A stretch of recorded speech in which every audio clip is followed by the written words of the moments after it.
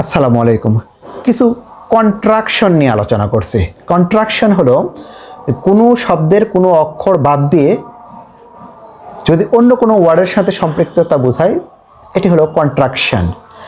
যেমন এই যে এম নটকে যদি আমাদের একত্র করতে হয় তাহলে আর্নড কিংবা এইন্ড করতে হয়।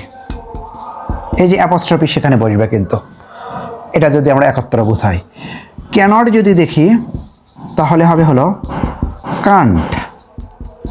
শ্যাল নট থাকলে একত্র বোঝালে শান্ট, এবং উইল নট থাকলে যদি আমাদের করতে হয় বা দেখি তাহলে ওয়ান্ট। এটি আমাদের মাথায় রাখতে হবে।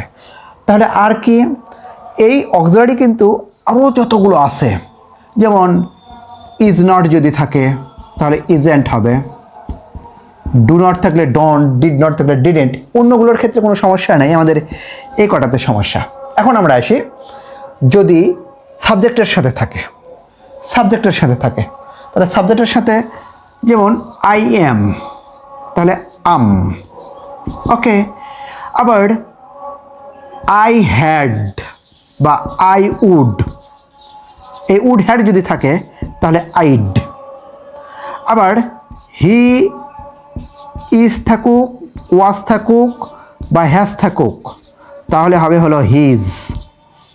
ঠিক তেমনি হবে অ্যামিজ আরও যদি থাকে, যেমন ইউ আর ওয়ার তাহলে ইউয়া আরি।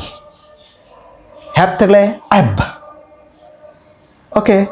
অর্থাৎ এই কন্ট্রাকশনগুলো আমাদের বুঝতে হবে, কারণ ক্যাডেট ভর্তি, কলেজ ভর্তি পরীক্ষা সহ বিভিন্ন ধরনের পরীক্ষায় আসে এবং এটি আমাদের জানার জন্য জানতে হয় যে কন্ট্রাকশনগুলো আমাদের অবশ্যই মনে রাখতে হবে। Thank you.